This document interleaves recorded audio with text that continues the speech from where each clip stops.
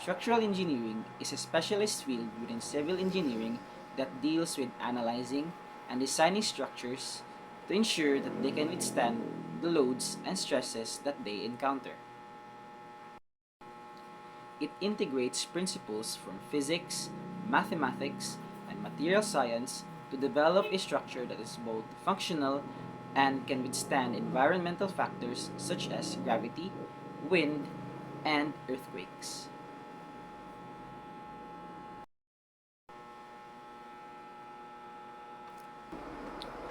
The theoretical framework of structural engineering involves several fundamental areas such as static and dynamic analysis, which is crucial for forecasting how different structures will behave under different conditions. Material properties, which is the study of different construction materials. Design codes and safety standards. This is essential to know if the building or structure is following the safety standards or the building codes.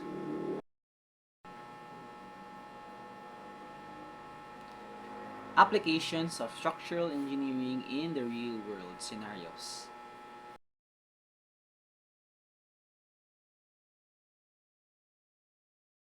So what do structural engineers really do? Structural engineers design and plan buildings, bridges, and other large constructions like dams. They create 2D and 3D models using computer-aided design technology like AutoCAD. They also oversee construction to ensure that the designs are followed accurately and correctly. They ensure that the structure is both functional and safe for the people to use. So their work is really important. So what are the primary responsibilities of a structural engineer? So first is building structures based on technical specifications. So structural engineers create a detailed structural plans, specifications, and perform calculations to ensure that the building can withstand certain forces like what I mentioned earlier. Next is tracking project progress and reporting on results. Regular reporting can help stakeholders understand the current status of the project, identify any issues that might erupt during construction, and make informed decisions. Next is choosing appropriate materials to ensure durability. So selecting the right materials is so crucial to ensure the longevity and stability of the structure. Next is the skills and qualifications required for a structural engineer. First is strong mathematical and analytical skills. So proficiency in calculus, physics, and structural mechanics are very crucial. Next is knowledge in structural engineering principles. A deep understanding in structural theory, design methods, and materials is also very crucial for a structural engineer. Next is proficiency in computer-aided design. So being able to use or manipulate CAD softwares like AutoCAD or Revit is very necessary to create detailed plans and designs. Next is problem-solving abilities. So it is very important for structural engineers to be able to analyze complex problems, identify potential solutions, and create informed decisions. Next, we have attention to detail. So structural engineers must be meticulous in their work to avoid errors and ensure the accuracy in their work. Next, communication skills. It is very important to communicate with contractors, other professionals, and clients to ensure the success of a project. Next is creativity. Structural engineers often need to develop innovative and efficient designs. And last but not the least, education and certification. A bachelor's degree in civil engineering with specialization in structural engineering is of course required.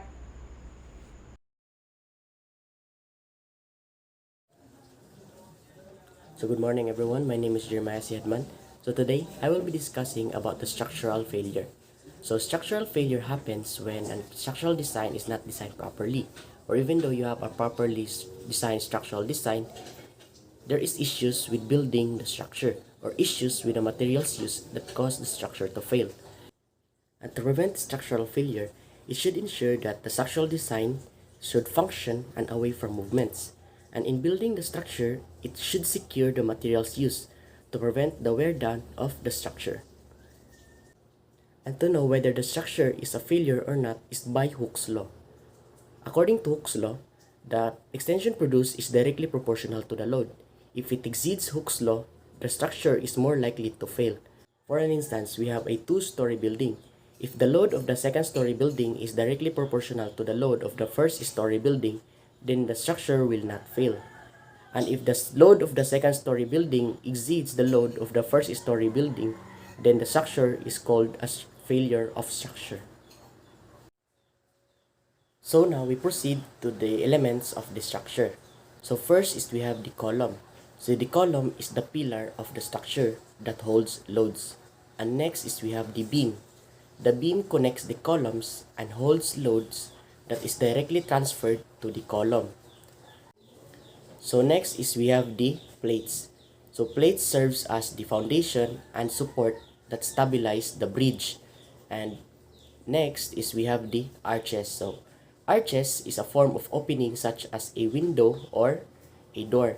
So arches is in different forms such as with these examples here. And next is we have the shells.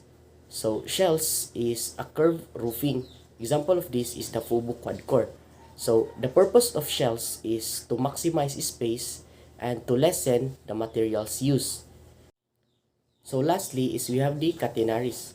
As you can see here, the wires that is attached on the pillar of the bridge is called the catenaries. The purpose of this is to hold the pillar of the bridge to prevent them from swinging. Historical background. In structural engineering, it is said that in a long history, it was dominated by artisans like stonemasons and carpenters who relied in their practical knowledges and traditional techniques rather than formal theories. Meaning, kay sa una, dominated daw sa mga stonemasons o taga-ukit and carpenters, which is panday ang pag-construct sa mga building, and ga-base lang sila kung isa ilang mga technique na nahibalaan and kanilang mga basic knowledge sa pagbuhat. And then advances in this field kay very slow, and it is because kay ga-base lang sila sa mga buildings na successful sa una. Mura nilang diyan sila mag-base kung unsang pagbuhat sa building, kung unsay mga naging successful, unsay mga gigamit, unsay way sa pagbuhat sa mga successful na build. The real transformation of structural engineering began with Industrial Revolution, where this is where the re-emergence of concrete and a greater understanding in physical sciences, meaning kay diri na popular ang paggamit sa mga concrete sa pagbuild sa building, and diri pod nidaghan ang mga study about mga physical sciences, which is na-contribute sa mga scientists. And Renaissance also played a crucial role in the development, leading to the modern practices that incorporate modern applications like software, computer-based calculation, etc. Meaning, isa ang Renaissance sa mga iya na nakatabang sa pag-develop kung unsay naa karon sa modern ang mga gamit sa modern era, kay ang foundation na ani kay ang Renaissance era. So sa timeline sa history of structural engineering, it is started in 1452 to 1519 Leonardo da Vinci made many contributions. In 1638, Galileo Galilei published the book Two New Sciences. 1660, Hooke's Law by Robert Hooke. 1687, Isaac Newton, Philosophia Naturalis Principia. 1750, Euler's-Bernoulli beam equation. 1700 to 1782, Daniel Bernoulli, Principle of Virtual Work. 1707 to 1783, Leonhard Euler, Buckling of Columns. 1826, Claude Louis Navier published a treatise on the elastic behavior of structures. 1873 is Carlo Alberto Castigliano presented his dissertation in Torino, AI Sistemi Elastici. 1874, Ottomore statistically interdeterminate structure. 1922, by Timoshenko correct the Euler's-Bernoulli beam equation. 1936, Daniel Bernoulli, Principle of Virtual Work. 1941, Alexander Hirenikov, Discretization of Plane Elasticity Problem using a Lattice Framework. 1942, Richard Courant divided domain into a finite subregion. 1956, finite element method, and is recognized as the first comprehensive treatment of the method as it today. Structural analysis. In a simple word, structural analysis is the fundamental and fascinating discipline within engineering that deals with structure stability, structure efficiency, and structure safety. In ancient and medieval period, early engineering relied on empirical knowledge and their craftsmanship skills. They use stone and timber or wood as a tool in building or constructing a building, and without a formal understanding on the material that they use. Next is Renaissance. This era introduced scientific inquiry into engineering. Thinkers like Galileo Galilei, studying forces, gave a greater emphasis on mathematics and geometry, which helped engineering to evolve.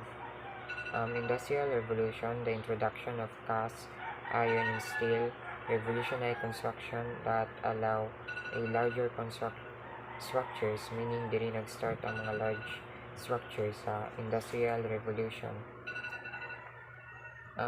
In 20th century, reinforced concrete became a key material. This enabled a diverse design or mga laylay na design sa mga building diri nag-start because of the reinforced concrete, and the advent of computers allowed for a complex calculation and simulation. Diri po nag-start ang ma-solve ang mga complex calculation and mga simulations. In modern era, which is today's engineer use of advanced software. Diri na nag-start ang mga advanced software for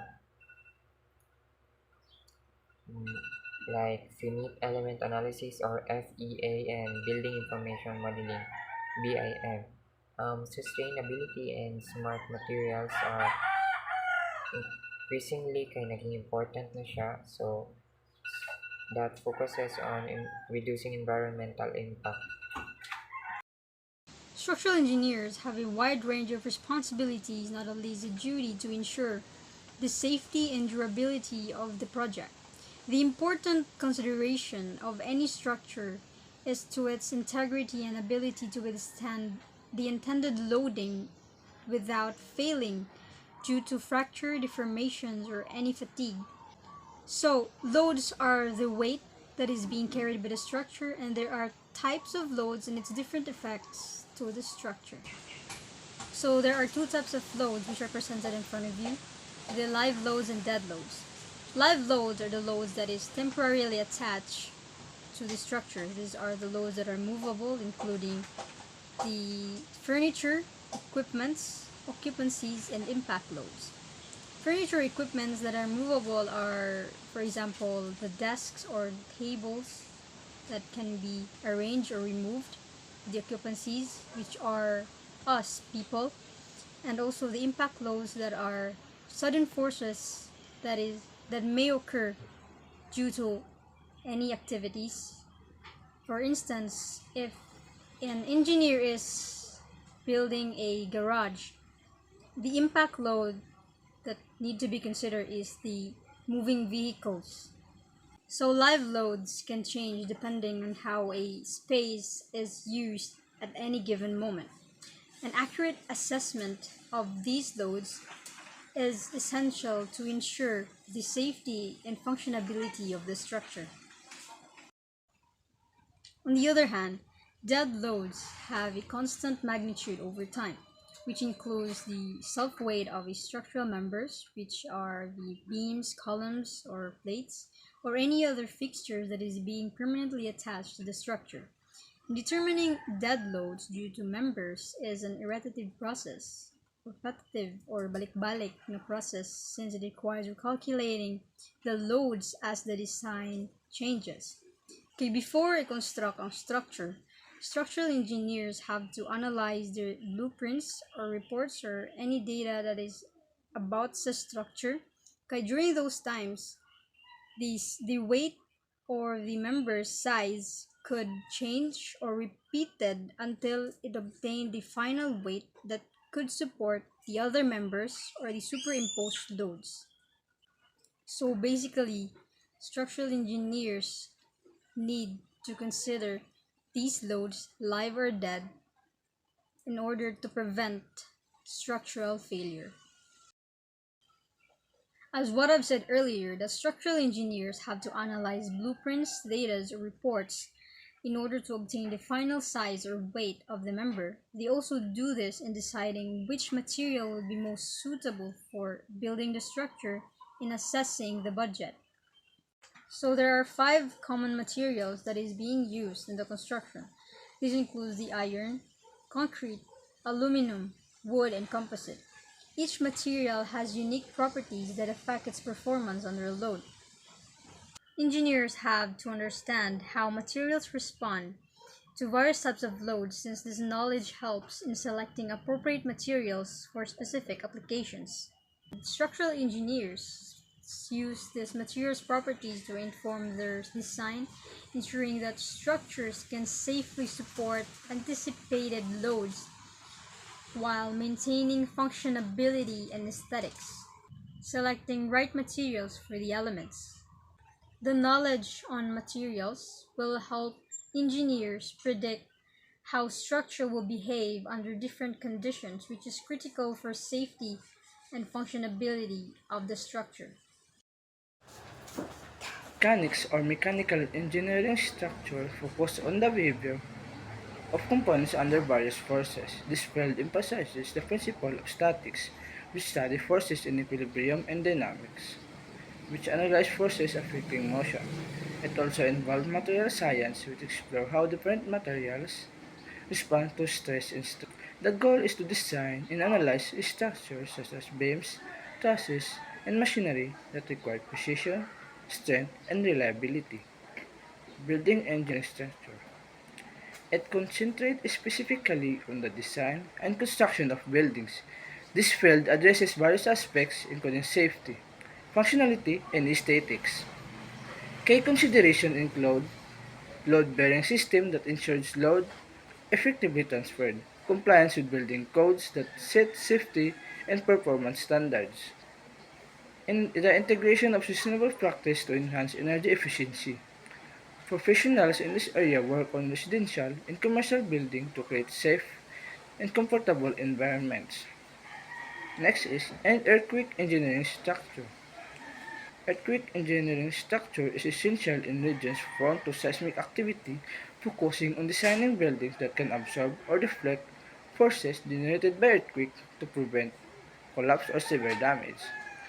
Engineers study past earthquake and analyze their effect on structures to understand how buildings respond to seismic forces. By learning how earthquakes work, they can apply this knowledge to develop innovative design and strategies and materials that enhance a building resilience.